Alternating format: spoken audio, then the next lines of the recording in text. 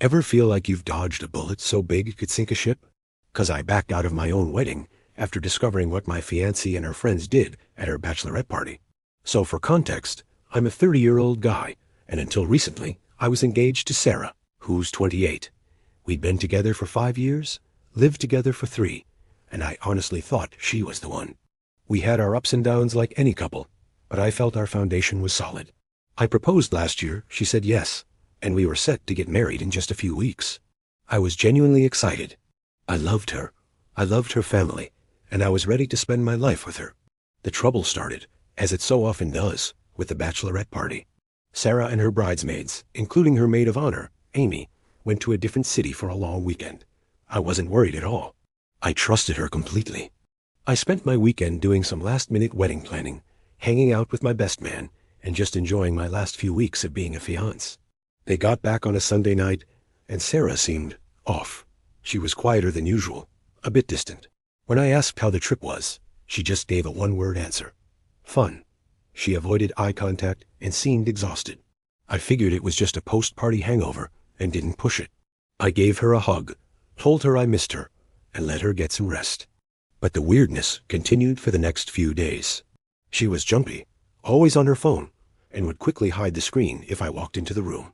A couple of times, I saw her crying quietly in the living room.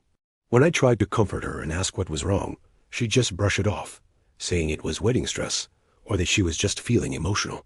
I tried to be supportive, suggesting we postpone some planning or just take a day to ourselves, but she refused. I was getting a sick feeling in my stomach, a gut instinct that something was seriously wrong. The breaking point came about a week after her trip. One of her bridesmaids, a girl named Chloe, sent me a message on Instagram. It was a burner account, no profile picture, no followers. The message was short and cryptic. You deserve to know the truth about Sarah's bachelorette party. Ask her about the game. My heart sank. The game? What on earth did that mean? I immediately confronted Sarah. I showed her the message and asked her what Chloe was talking about. The color drained from her face. At first, she denied everything. She said Chloe was just being dramatic and was jealous of our relationship. She tried to gaslight me, saying I was being paranoid and that my lack of trust was hurtful so close to our wedding. But I held my ground. I've known Chloe for years, and she's always been a sweet, quiet person. It was completely out of character for her to stir up drama for no reason. I told Sarah, I'm not angry. I just need to know the truth. What is the game? That's when she broke down completely. Sobbing, she confessed everything. Her maid of honor, Amy, had apparently organized this game for the bachelorette party. The premise was simple and horrifying. Each of the 6 bridesmaids, including Sarah, had to go out and hook up with a random guy. But here's the kicker. It was a points-based system.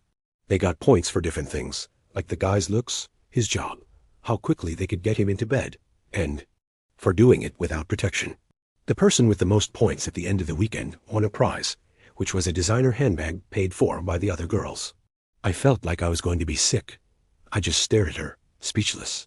This woman, the love of my life, the person I was about to promise forever to, had participated in a game where she cheated on me for points. And the part about not using protection. It was not only a betrayal, but a disgusting and reckless disregard for my health and her own. I asked her, Did you win the game? I don't even know why I asked. Maybe a part of me needed to know the absolute worst. Through her tears, she nodded. She told me she won. She had hooked up with 2 different guys over the weekend, racking up the most points. She said she felt pressured by Amy and the others, that she was drunk, and that it didn't mean anything. She said she regretted it the moment it happened, and that she was just too scared to tell me. I couldn't process it. The image of her with another man, not just once, but twice, for a game. It shattered everything. I told her I needed some space. I packed a bag and went to my best man's apartment. I didn't sleep for 2 days. I just kept replaying her confession in my head. Every I love you, every shared memory, suddenly felt like a lie. The next few days were a blur of frantic texts and calls from her friends, and her family.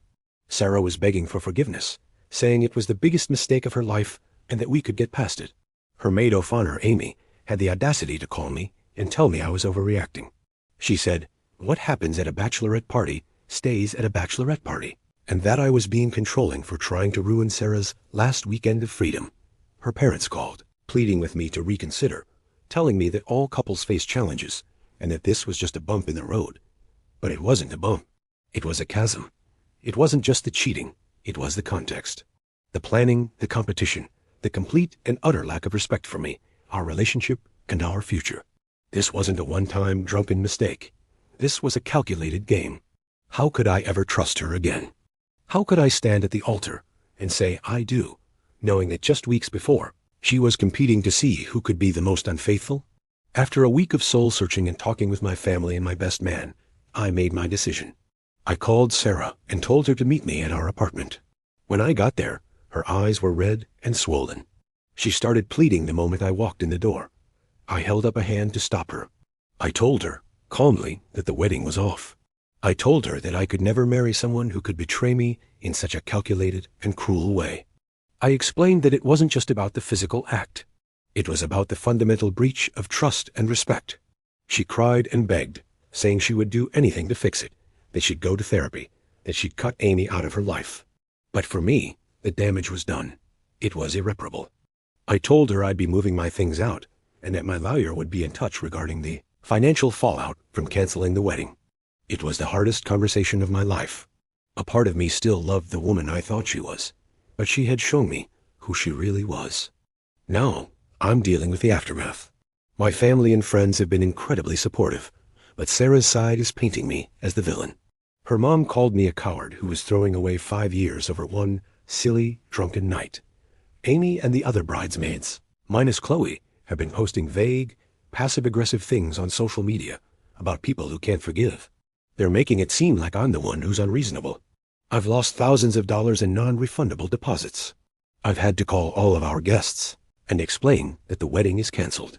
It's been a humiliating and heartbreaking experience. But even with all of that, I know I made the right decision. Marrying her would have been a bigger mistake. The reason I'm telling you this is because the doubt is starting to creep in. Hearing her family's words, seeing her friends' posts, it makes me question myself. Was I too harsh? Did I throw away a 5-year relationship too easily? A part of me still misses the good times, and I wonder if we could have worked through it. So I have to ask, am I the jerk for backing out of my own wedding after what I discovered? Wow. Just wow. My initial reaction is, absolutely not. You are not the jerk. Not even a little bit. This wasn't a silly, drunken mistake. It was a planned, competitive event centered on betraying a partner. The fact that there were points for not using protection is beyond disgusting. It's dangerous and shows a level of sociopathic disregard that is genuinely terrifying. The pressure from her maid of honor is no excuse. A 28-year-old woman is more than capable of saying no to something that goes against her morals, especially when it involves the person she supposedly wants to spend her life with.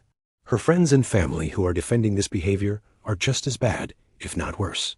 They're enabling a toxic and destructive mindset. The gaslighting from the maid of honor, Amy, is particularly vile. As for the financial loss and humiliation, which obviously sucks no, but it's a small price to pay for dodging a lifetime of potential misery, mistrust, and disrespect. I didn't just dodge a bullet. I dodged a nuclear freaking missile. I did the hardest thing, but it was absolutely the right thing. I deserve a partner who respects me, values my relationship, and wouldn't trade my trust for a designer handbag. I'll heal from this, and am sure I will find someone worthy of my love and commitment. Just like all of you out there will. What do you guys think? Let me know in the comments below. Was I right to call it all off? I'm really curious to see what the verdict is here. And as always, thanks for watching.